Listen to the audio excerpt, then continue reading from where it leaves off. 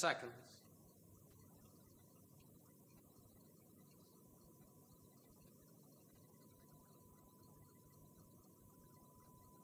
20.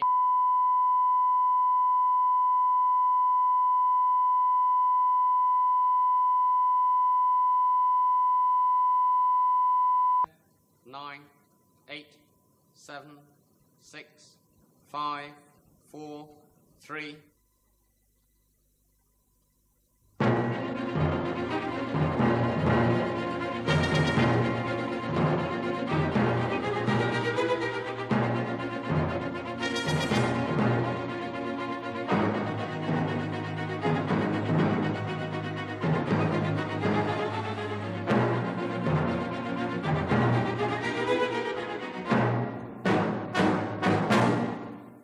Good evening. The bomb isn't likely to drop, certainly not in the near future. Although the Russian invasion of Afghanistan has heightened tension between East and West, few believe that a nuclear war is imminent.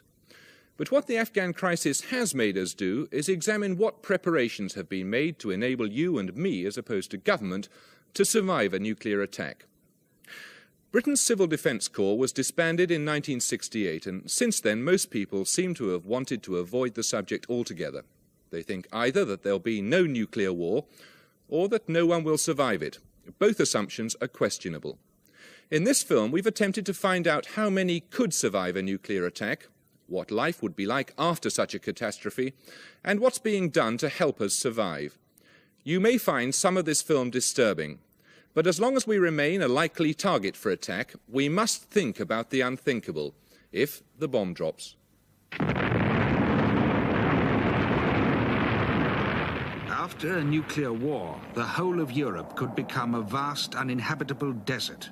No industrial society, nothing that we would recognize as government, would survive. There would be a state of total anarchy, with all those who remained alive prey to bands of savage marauders, with disease rampant and violent death commonplace. In an all-out nuclear war, to use the word survival is idiotic. The apocalyptic words of General Sir John Hackett, former Commander-in-Chief of NATO's Northern Army Group. A catastrophe with untold loss of life, an inferno from which there will be no recovery. In the popular mind, if the results of nuclear war are to be so awesomely destructive, there is nothing to be gained by preparing for survival afterwards.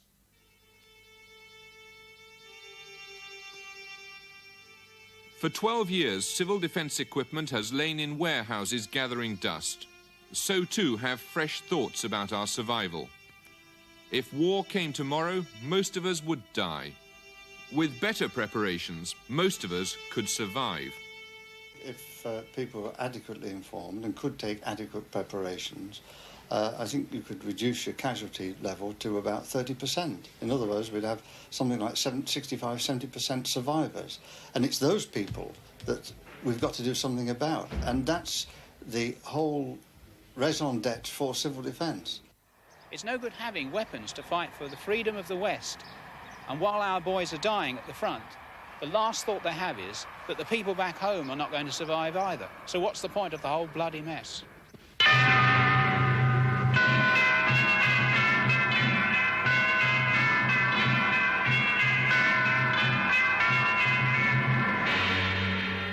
The belief that the next war will be the last one isn't new. H.G. Wells's 1936 film, Things to Come, reflected contemporary military thinking when it showed the bomber as the ultimate weapon of destruction. Please keep still and listen. War has broken out suddenly. There may be an air raid. The streets will be dangerous. Do not assemble in crowds. Keep indoors. Go home. Those who are far from home can take refuge in the underground railways. Go home. Go home. Go home. Get out of the square. Get out of the streets. Go home and keep home. Do not go right. The film caused panic in the streets. 4 years later, when these scenes had become a reality, many of those who took to the shelters did so believing it was the end of civilization.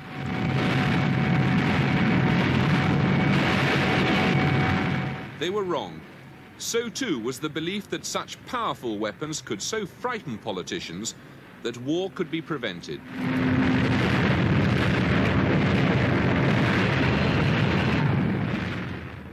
Today, after Afghanistan, the doomsday clock of the Association of Atomic Scientists stands at 7 minutes to midnight, closer to nuclear war than at any time since the two superpowers gained the bomb.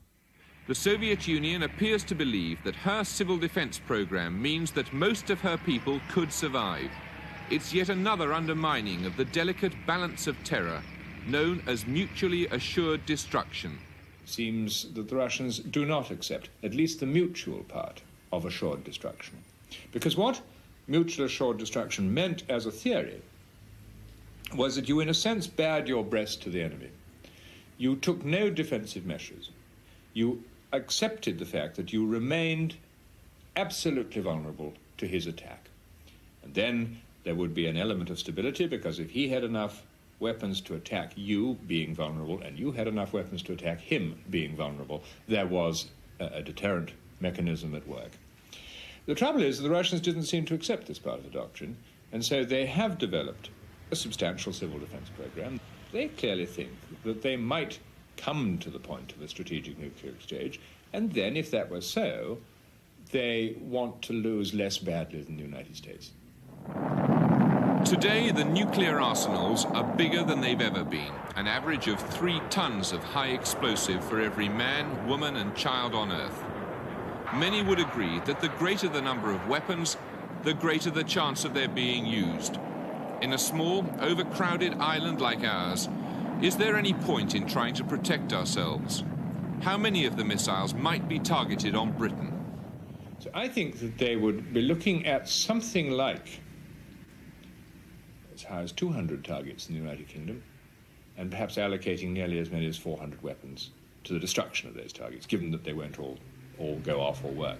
So, I mean, if I took a map of the United Kingdom and I put pins in for all the military targets, which I think they would be interested in, there would not be many parts of the United Kingdom which would not have pins in them. On August the 6th, 1945, an American plane dropped a bomb called Little Boy on the city of Hiroshima. Even now, people are dying from the after effects of that explosion. Today, weapons are 1,000 times more powerful. The common view is that if we don't all die immediately, radiation will kill us painfully over the years. Bruce Sibley is a scientist who has studied ways of coping with radiation. I can tell you that all of the data in the last 3 decades convinces me that although there will be catastrophic damage in the cities and that millions of people will die as a result of the initial effects of the weapon and the initial radiation, long-term wise, over the decades that we have to survive and build a new society, people will be able to grow food on contaminated land and monitor it carefully and keep that level down that goes into the bodies and minimise the number of deaths that will occur over the decades as regards increases in leukemia, cancer and genetic births and things like this. I mean, the sort of proportions we're talking about are rather similar to what we live with every day of our lives in peacetime. We don't worry about deaths on the road.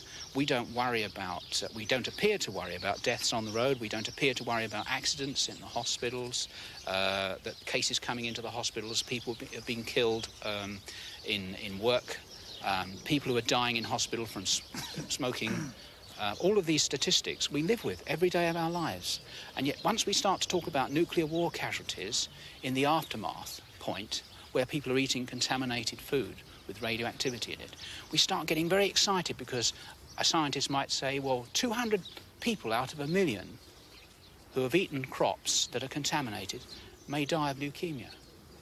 These are the facts of nuclear war life being exchanged for the facts that we live with today in peacetime. Misers Bluff, Arizona. The American Boeing Corporation simulates a nuclear explosion. The normal assumption is that explosions like this would destroy our highly industrialized society and set us back hundreds of years.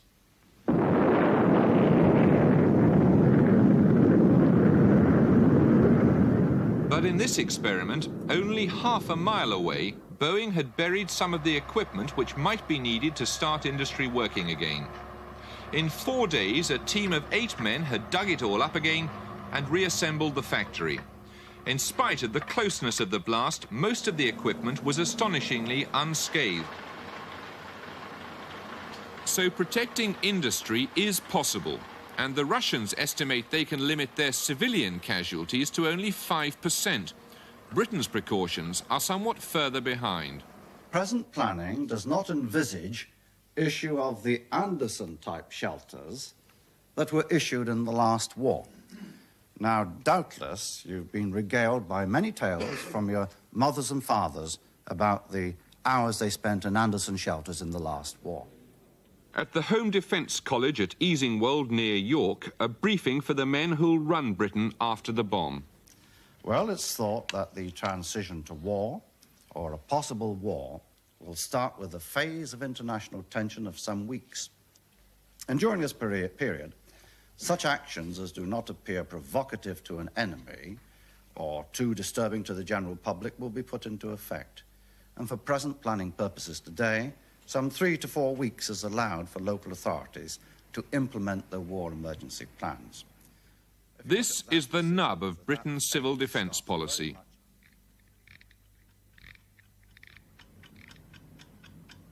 Britain's plans are based on the questionable assumption that there'll be at least 3 or 4 weeks' warning of nuclear attack.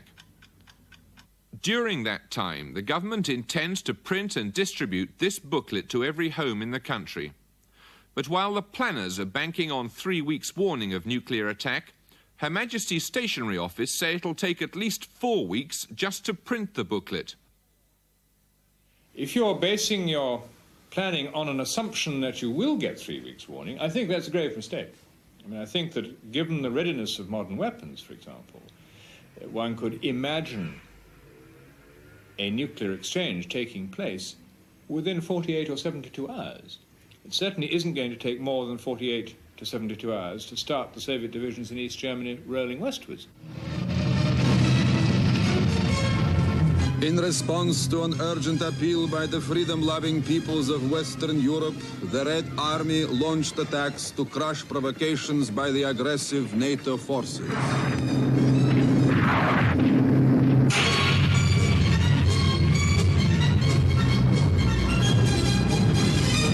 By the second day, fraternal forces of the Warsaw Pact, having liberated large areas of West Germany, surged across the River Rhine. A lightning attack with nuclear war possibly only hours away would cut the ground from under Britain's civil defence. We have no plans for this situation. Only the most primitive advice could be issued to our unprotected population. On the third day, remnants of NATO air power launched barbarous and unprincipled bombing attacks on helpless civilian areas.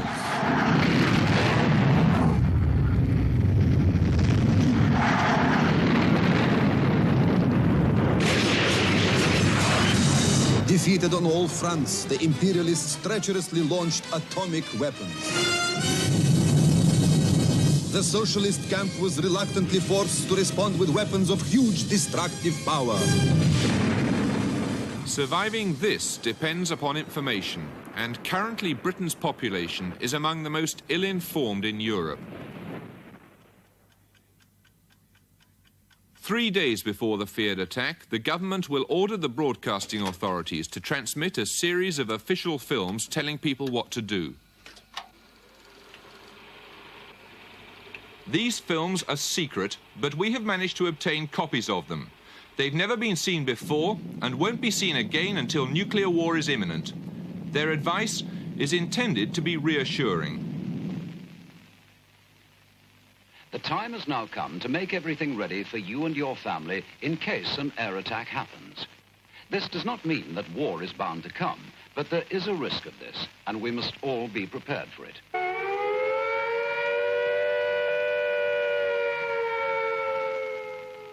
When you hear the attack warning, you and your family must take cover at once. Do not stay out of doors. If you are caught in the open, lie down.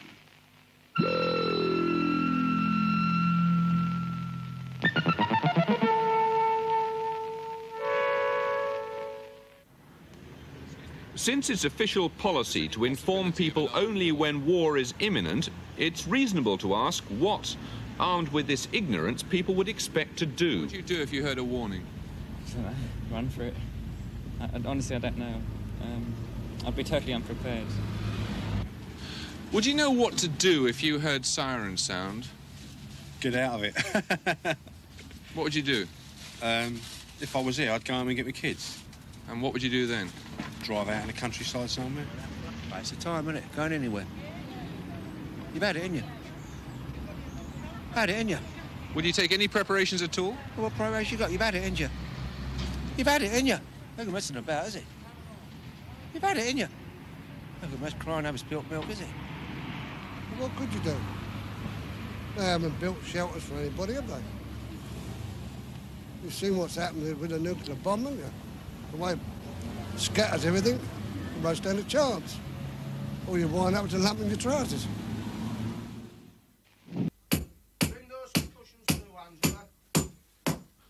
The advice to stay at home is followed by instructions on how to make a fallout shelter. Here, more cracks begin to appear in Britain's civil defence theories. We asked a Yorkshire family to build a fallout shelter following the government-recommended design.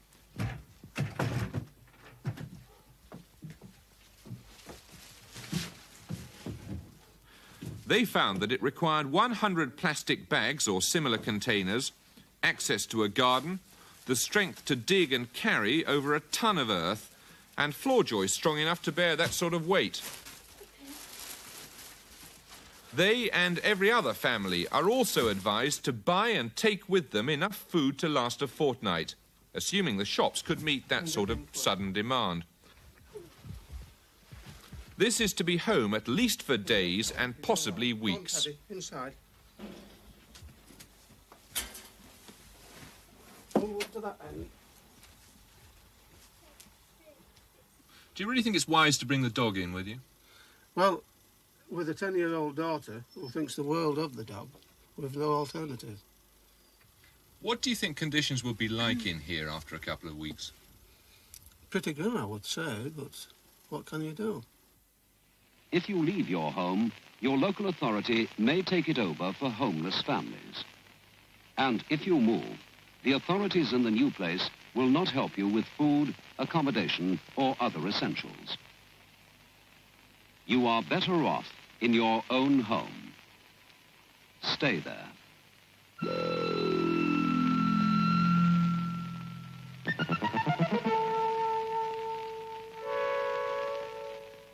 I would call it neglect and die in its present form, because I don't think anyone could survive in the cities in makeshift shelters. It's absolutely preposterous to expect anyone to survive under those conditions.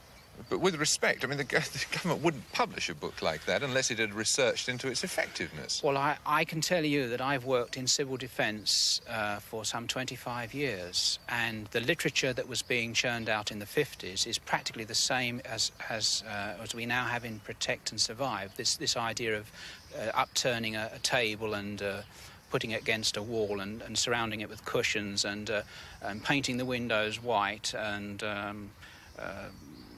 bringing in enough food to last for a fortnight into the room so that you can live in this room for a fortnight. I mean, good heavens, if this building is in the target area and it's shattered, broken in some way, then the fallout dust, which comes down immediately after the explosion in high levels, very heavy dust, the initial stuff that comes down, this will be very, very highly radioactive. It will not be stopped by cushions, it will not be stopped by wood, and the people that are sheltering in that makeshift shelter will certainly be dead within a few days to a few weeks from radiation sickness. On the outskirts of Geneva, the house of Monsieur Marcel Guy. There's nothing special about Monsieur Guy or about his house. It happens to have a fallout shelter in the basement, but then so does every Swiss home built since 1960. Without getting out, we would stay 14 days in the shelters.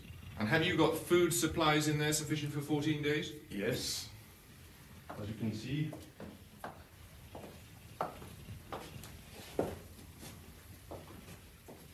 It's not a... What have you got here, then? Well, oil, sugar, some spaghetti and so on, and frozen food in here. What about the problem of ventilating an area like this with 6 people in it? You have here the ventilation system, which can be used without the filter which is here, or, if necessary, the air would go through the filter. And would that filter remove all radioactivity, for example, in the air? Yes, it will. It's made principally for this. What do you think conditions will be like down here if you had to spend a fortnight?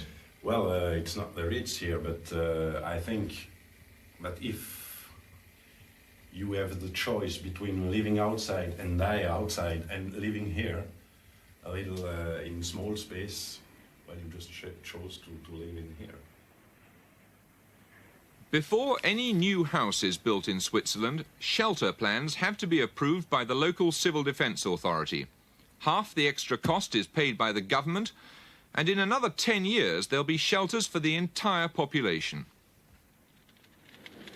The Swiss government estimates that the whole of their civil defence, including shelters and training people in the basic tasks like firefighting, costs about £10 per head per year. It is, of course, easy for a small, neutral and, above all, wealthy country to believe in civil defence. In this country, the Home Office is now reconsidering Britain's precautions. But here, the priorities are different. Why is it that we don't have a shelter policy in this country? Because of the enormous expense. It's simply too expensive? If you're talking about a communal shelter policy, yes. We're talking about billions and billions and billions of pounds. The amount at the beginning of when I took office spent a year was £19.8 million. And that had been going up in real terms. Staying the same in real terms. The total amount had been going up. But that's less than 50 pence per head of the population, isn't it? If you say so, yes. Well, was it your feeling that that was an adequate figure? Well, it was adequate for the threat that existed at the time. It isn't easy, you know, I think, to have to go to Parliament and have to come to the country and try to provide answers to very difficult questions. But because we believe that this has got to be done, we've embarked on this review. If you've embarked upon the review, is that some indication that the government may be prepared to substantially increase the amount of money that's spent on civil defence? This is what we've got to look at when we've had a look at the options which come out of the review. But at any event, we are likely to be talking in terms of increased expenditure, aren't we? I'm not going to burn any boats in answer to that question at the present time.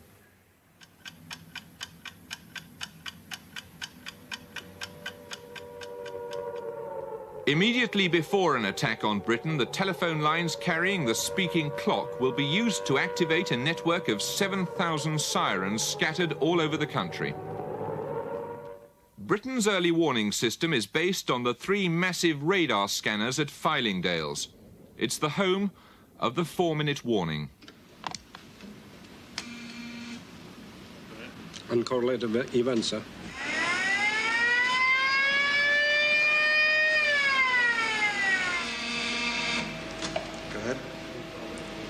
Okay, right confirmed.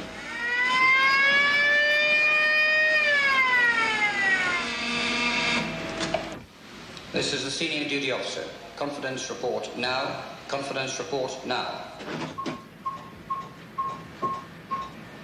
Sorry. UK alarm level 1, missile attack. Threat to US imminent.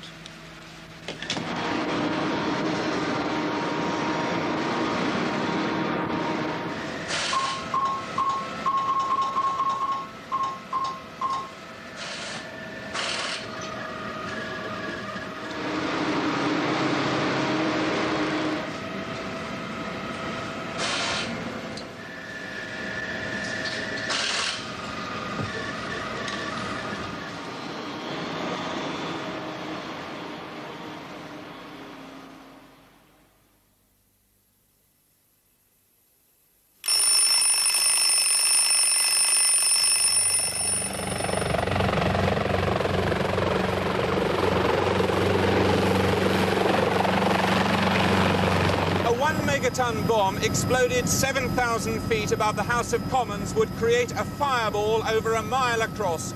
over Piccadilly Circus, Trafalgar Square, the very heart of London. The fireball would last for approximately 10 seconds, reaching inside it temperatures of hundreds of thousands of degrees centigrade. Over an area for about a mile down as far as Vauxhall Bridge, there'd be winds of 700 miles an hour. And while some of the more substantial buildings might be left partially standing, they'd have shifted on their foundations. Anything else, any human beings, would have simply vanished.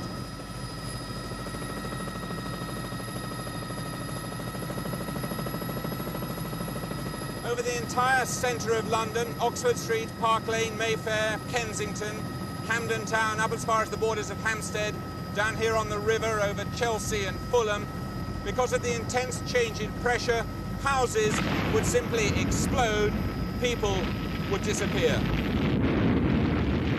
The blast would reach Battersea Bridge within 11 seconds with winds of 180 miles an hour.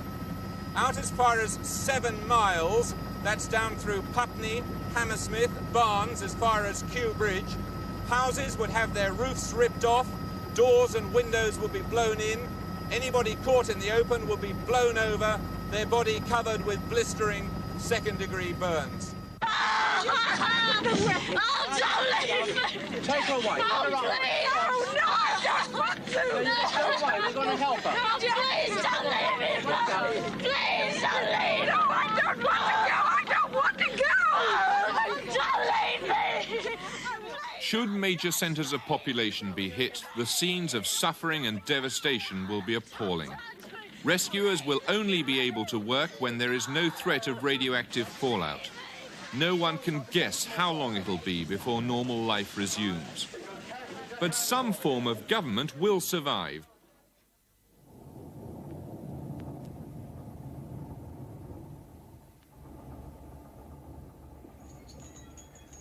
There are 2 guards stationed permanently outside an innocuous bungalow in the home counties, a building so secret we cannot show it.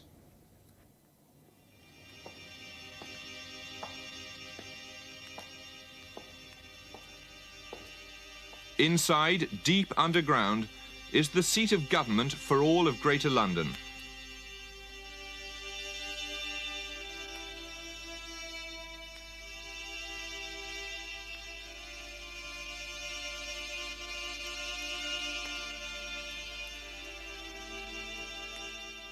"200 civil servants, soldiers, policemen and engineers have been designated to come here in time of war.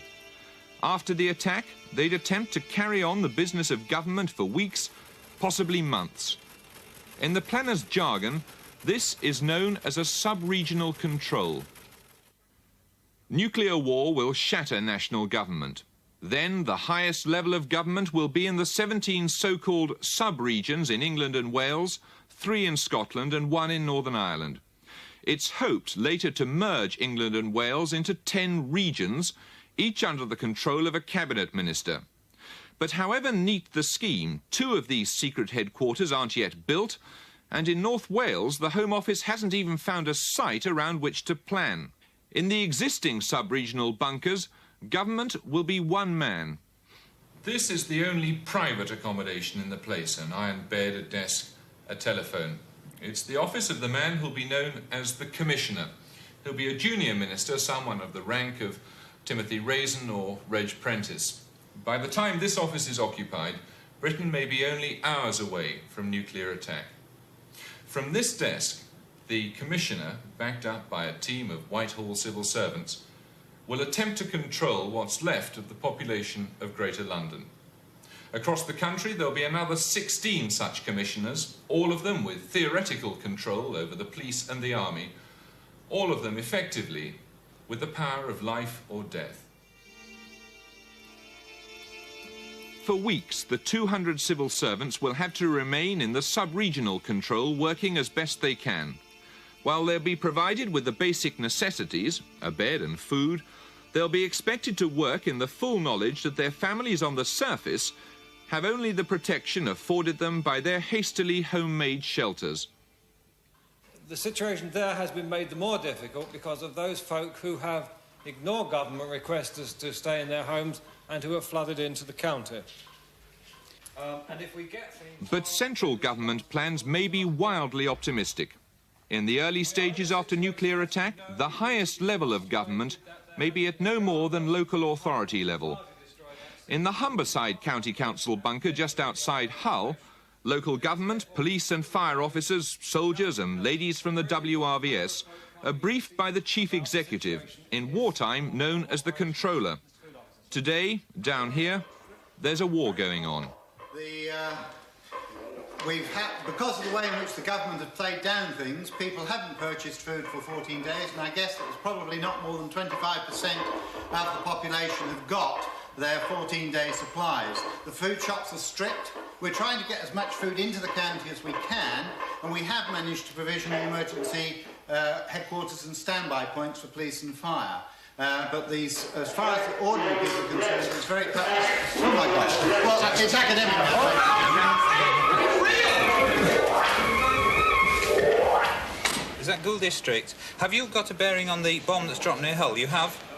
81 degrees, fine, thank you. Another one, 198. There was more than one surprise in this exercise. In addition to the expected attack on the RAF base at Finningley, there was a second strike against Hull itself, a civilian target, but because of its port, of strategic importance. Volunteer, unpaid scientific advisors are expected to produce information on which decisions can be made. A message from the fire brigade. By the cloud formation, it's about a 1 megaton size bomb. Ground burst, Mr. Right smack bang in the middle of Hull?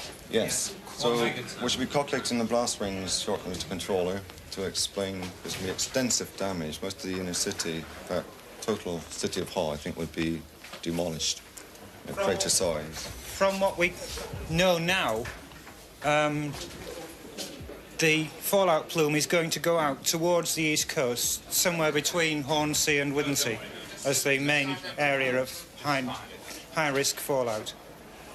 Is that from the Finningley bombs? No, the winds are all blowing in that direction. The Finningley bomb, well, if it's Finningley, we're not sure yet. We haven't got a cross-reference on there. We haven't got a confirmation on that, but it's somewhere down in that area. There are other bombs in this area? Yes, there's certainly another bomb down there somewhere. Can you give any time when the fallout's... Yes. What we're forecasting is this. Within an hour? Within an Finningley hour. bomb is a ground burst or an air burst? We don't really know the full details of the bomb down there. We're just guessing that it's Finningley at the moment. It's pretty conclusive about the Hull bomb being a ground burst, Mr. Controller, because outside, I'm sad to say, gentlemen, but all our cars are a charcoal brown colour, and all our windscreens are gone, and adjacent housing around the station is on fire. There's a multitude of trees that have been demolished, so we're positive it's a ground burst weapon, 1 megaton size. So there's extreme damage outside of this control station. So this would explain why we felt the station shake at the time of the explosion. And this would mean that there is very little that one can do for Hull or its residents. No. In the end, it comes down to one man, a man with more power than he could ever have imagined, even in his grossest dreams or nightmares. Keith Bridge, a former accountant. How much power do you have as controller? As soon as the bomb goes off, total power, theoretically. That would include power over the police, fire brigade, all that sort of thing? Yes. And life and death. Powers of life and death? Yes. What does that mean? That if people were looting, it would be within my competence to instruct that they be executed.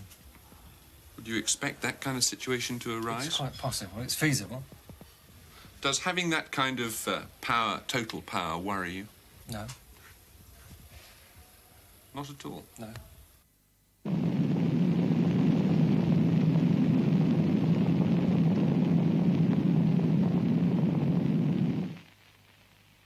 If anyone dies while you are kept in your fallout room, move the body to another room in the house.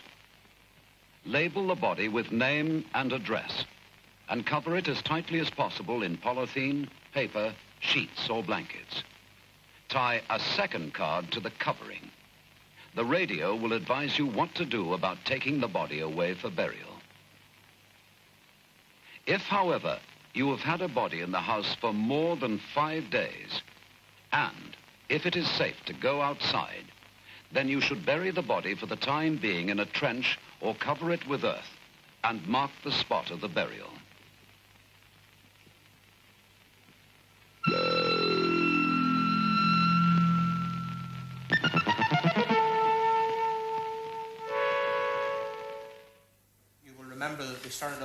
population of 130. In the exercise at Hull, it's now supposed to be 14 days since the attack. Of course, the problem with the dead is quite a serious one, and as we're moving into the urban areas, then of course we are opening up quite a lot of places where, in fact, we're finding various bodies. What we are doing is that we are running a system of collection, and anybody, indeed, who has relatives or friends who are dead, then what we would ask them to do is to place them at the side of the roads that we've cleared, and twice a day we are making a collection round and then disposing of those bodies in mass graves. By now, law and order would be a serious problem.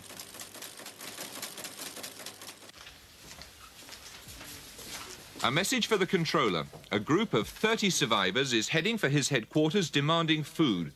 They'd already killed and looted and were heavily armed, although 4 of their number had been captured by police. Find the police chief and bring him here, please. I was concerned before, you know, when the police chief gave his report. He seemed a bit too confident to me about law and order. I thought the situation was probably not as steady as we were given to believe. You know, and this is typical of the sort of thing that can blow up at any time. Will he be in a position to head him off? Well, we must ask the police to try and head them off. We're using the military if they can. This building must be secured so that nobody can get in here and make a thundering nuisance of themselves. I think you've got to be quite draconian in whatever punishments you choose to mete out, sir, and that may mean the ultimate sanction at the end of the day. You'll have to be advised by the police on that. Will you come here, please, Chief? Have you seen this note? Yes. You've got a copy of it. Can you tell us give us your advice, please, as to the way in which we ought to respond?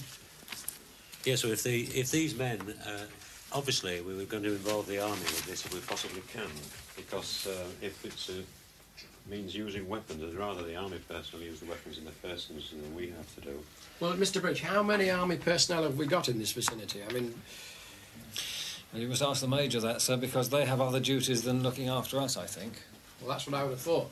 But surely, Chairman, this is an emergency situation. It is indeed. We've got to utilise what we have on the ground at this moment in time. And will you make sure that sufficient of your men are armed so that, if need be, they can take a sanction to themselves? I take it, Chairman, that the army, of course, will be alerted as well to this. But of course, this could escalate. Unless we stop it now, this could escalate, and these 30 we can find to be a larger group by the time they get to Warm, because obviously survival is the big thing in their mind. No, I would be grateful if you get on with it. Would you liaise with the army? Certainly. Thank you. What about the 4 that have been arrested, effectively?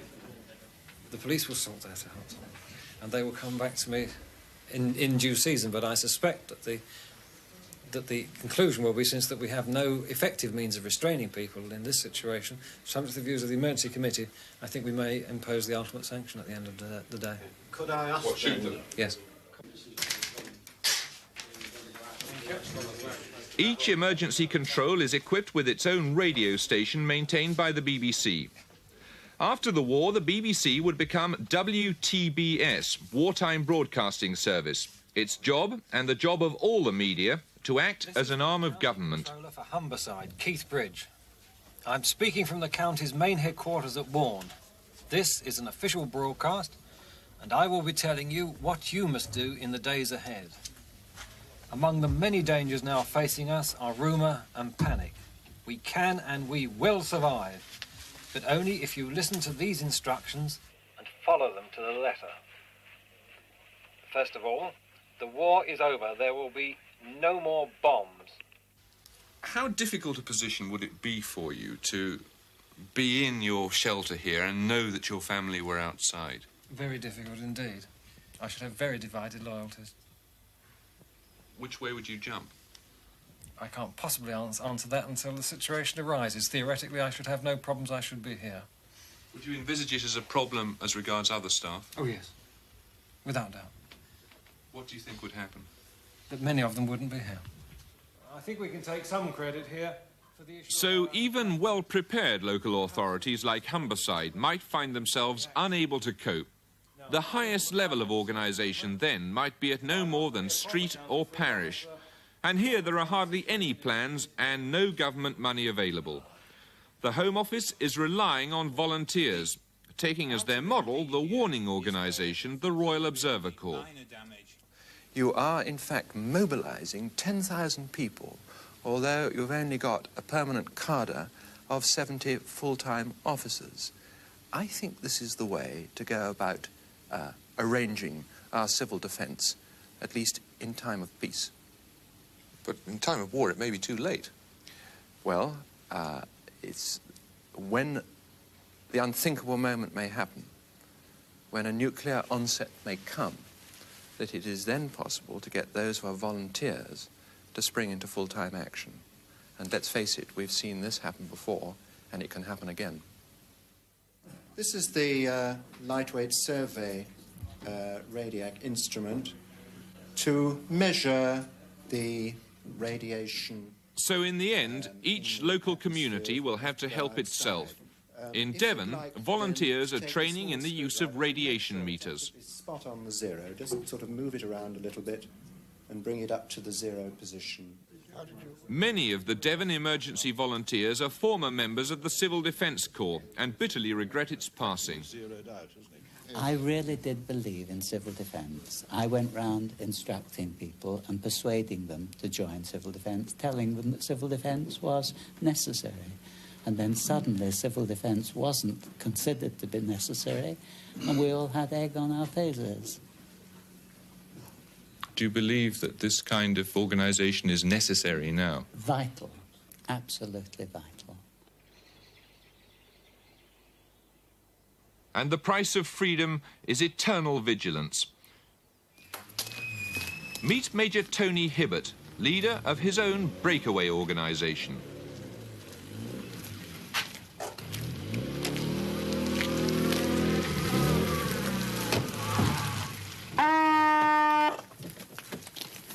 It may not look like a World War III battlefield, but today Major Hibbert, Dick, George, Amanda and Margaret are preparing for a radiation cloud hitting a nearby hamlet. Zero reading. Good. Now check for clothing. Just tighten this up. George, yeah. Do this up. Okay, let's just check for...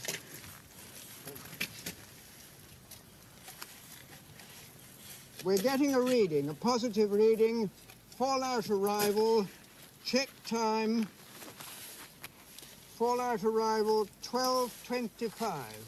Dick, I want you to fire the maroons now, please. 3 whistles, or bangs, is the warning for radiation.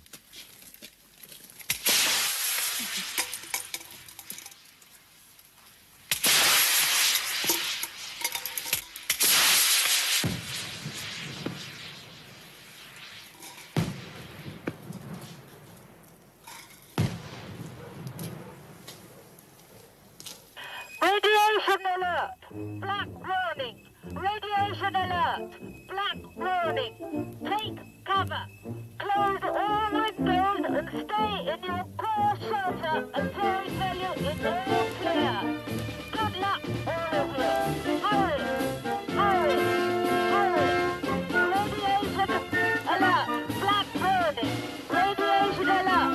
Black warning! Take cover! Close all windows and stay in your core shelter until we tell you it's all clear. If this looks funny now, remember, after an attack, it may be all we have. Gently does it, Miranda. Good luck to both of you.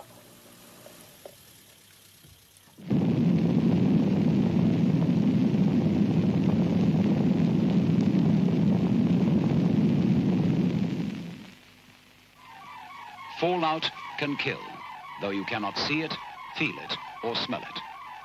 There is danger outside, so don't go outside. Stay in your fallout room until you are told it is safe to come out.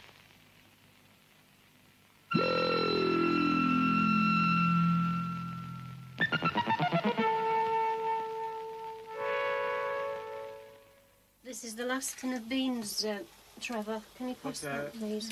Yeah. We'll have to share it out, one spoonful each.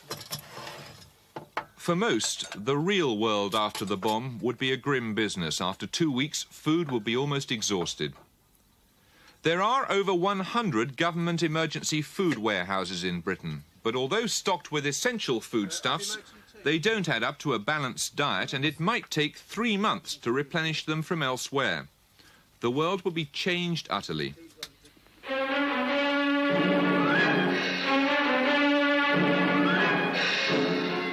In spite of the belief that mass bombing would make war impossible, or that it would end civilization, by the time the Second World War began, there was a full-scale national organization dedicated to civil defense. No time now for asking what to do, where to go. No time now for further training and organization. The hour of trial is upon us. 40 years later, we are far worse off. Today, civil defence in Britain is little more than a pile of paper.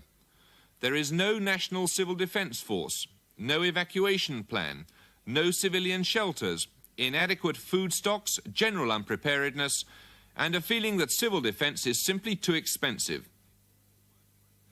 If war were to break out between NATO and the Warsaw Pact, Britain would certainly be a target.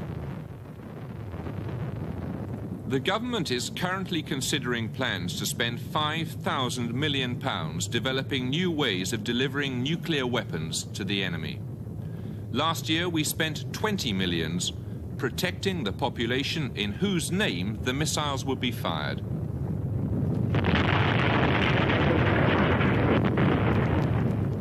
If we are concerned to defend the values that we have in this country, we want to convince anyone who might wish to take those things away from us that we'll fight. Now, if the only alternative is to use nuclear weapons or lie down and sham dead, that is an uncomfortable choice. If, on the other hand, we've shown that we're serious about our meaning to defend, and civil defence is a part of that, then I think we should do it. For that reason almost alone, as indicating will, intention, moral fibre, call it what you like. Because otherwise people may not in the end believe the threats that we make. It's extremely difficult to know to what extent you can increase the rate of people surviving by an increase in the expenditure of money.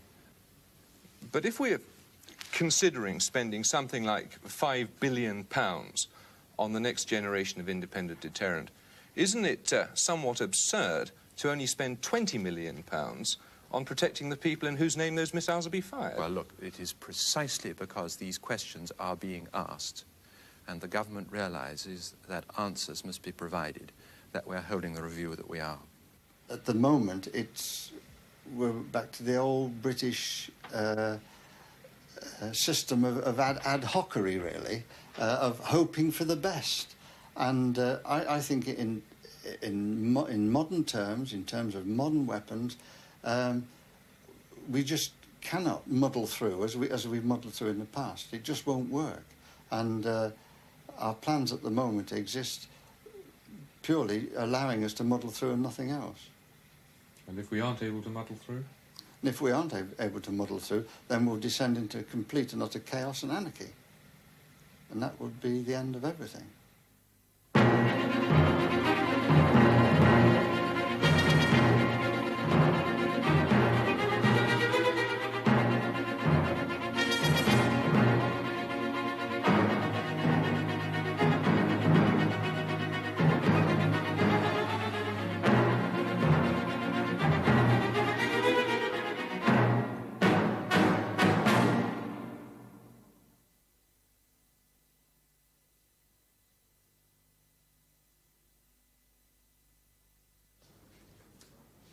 Send everyone to bed happy, wouldn't it?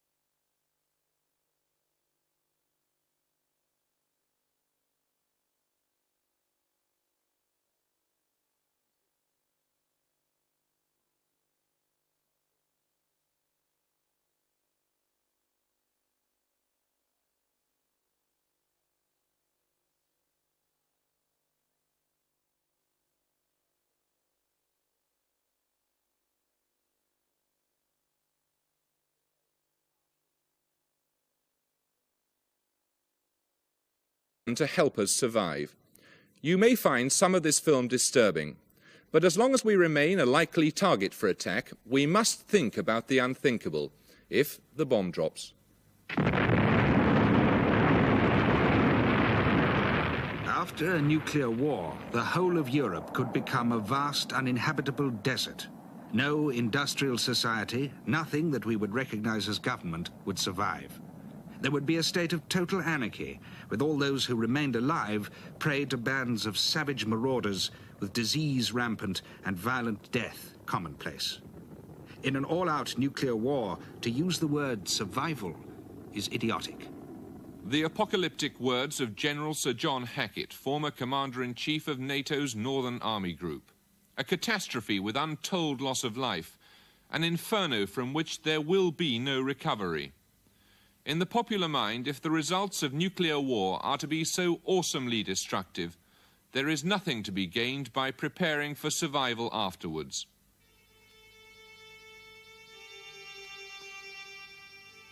For 12 years, civil defence equipment has lain in warehouses gathering dust. So too have fresh thoughts about our survival. If war came tomorrow, most of us would die. With better preparations, most of us could survive. If people were adequately informed and could take adequate preparations, I think you could reduce your casualty level to about 30%. In other words, we'd have something like 65–70% survivors. And it's those people that... The Association of Atomic Scientists stands at 7 minutes to midnight, closer to nuclear war than at any time since the two superpowers gained the bomb. The Soviet Union appears to believe that her civil defense program means that most of her people could survive. It's yet another undermining of the delicate balance of terror known as mutually assured destruction. It seems that the Russians do not accept at least the mutual part of assured destruction.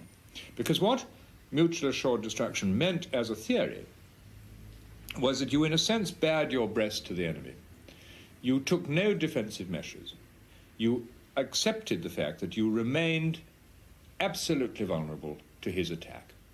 And then there would be an element of stability, because if he had enough weapons to attack you being vulnerable and you had enough weapons to attack him being vulnerable, there was a deterrent mechanism at work.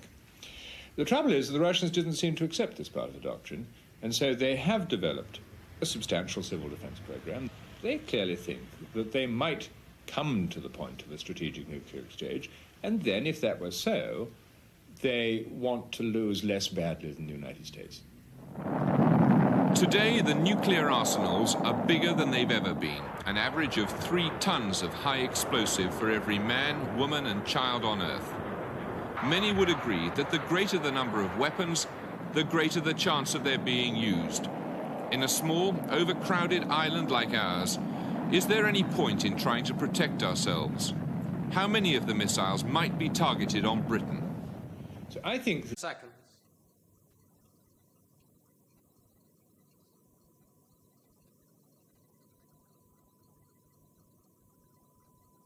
$20.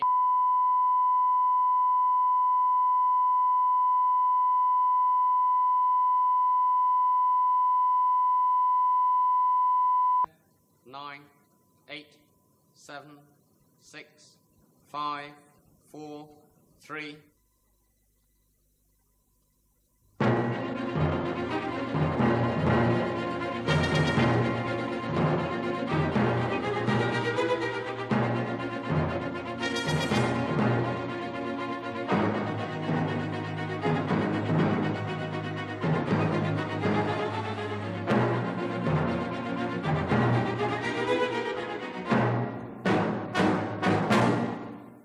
Good evening. The bomb isn't likely to drop, certainly not in the near future. Although the Russian invasion of Afghanistan has heightened tension between East and West, few believe that a nuclear war is imminent. But what the Afghan crisis has made us do is examine what preparations have been made to enable you and me, as opposed to government, to survive a nuclear attack. Britain's Civil Defence Corps was disbanded in 1968, and since then most people seem to have wanted to avoid the subject altogether. They think either that there'll be no nuclear war, or that no one will survive it. Both assumptions are questionable. In this film, we've attempted to find out how many could survive a nuclear attack, what life would be like after such a catastrophe, and what's being done. We've got to do something about, and that's the whole raison d'etre for civil defence. It's no good having weapons to fight for the freedom of the West, and while our boys are dying at the front, the last thought they have is that the people back home are not going to survive either. So what's the point of the whole bloody mess?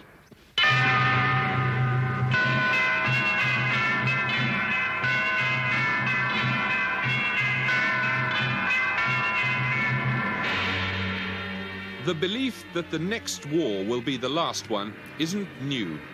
H.G. Wells's 1936 film, Things to Come, reflected contemporary military thinking when it showed the bomber as the ultimate weapon of destruction. Please keep still and listen. War has broken out suddenly. There may be an air raid. The streets will be dangerous. Do not assemble in crowds. Keep indoors. Go home. Those who are far from home can take refuge in the underground railways. Go home. Go home. Go home. Get out of the square. Get out of the streets. Go home and keep home. Put out your light. The film caused panic in the streets. 4 years later, when these scenes had become a reality, many of those who took to the shelters did so believing it was the end of civilization.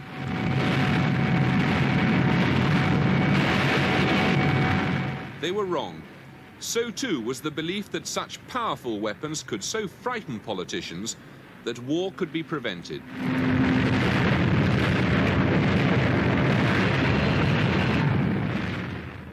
Today, after Afghanistan, the doomsday clock of the Associated... They would be looking at something like as high as 200 targets in the United Kingdom, and perhaps allocating nearly as many as 400 weapons to the destruction of those targets, given that they won't all go off or work. So, I mean, if I took a map of the United Kingdom and I put pins in for all the military targets, which I think they would be interested in, there would not be many parts of the United Kingdom which would not have pins in them. On August the 6th, 1945, an American plane dropped a bomb called Little Boy on the city of Hiroshima. Even now, people are dying from the after effects of that explosion. Today, weapons are 1,000 times more powerful. The common view is that if we don't all die immediately, radiation will kill us painfully over the years. Bruce Sibley is a scientist who has studied ways of coping with radiation. I can tell you that all of the data in the last 3 decades convinces me that although there will be catastrophic damage in the cities and that millions of people will die as a result of the initial effects of the weapon and the initial radiation, long-term wise, over the decades that we have to survive and build a new society, people will be able to grow food on contaminated land and monitor it carefully and keep that level down that goes into the bodies and minimise the number of deaths that will occur over the decades as regards increases in leukemia, cancer and genetic births and things like this. I mean, the sort of proportions we're talking about are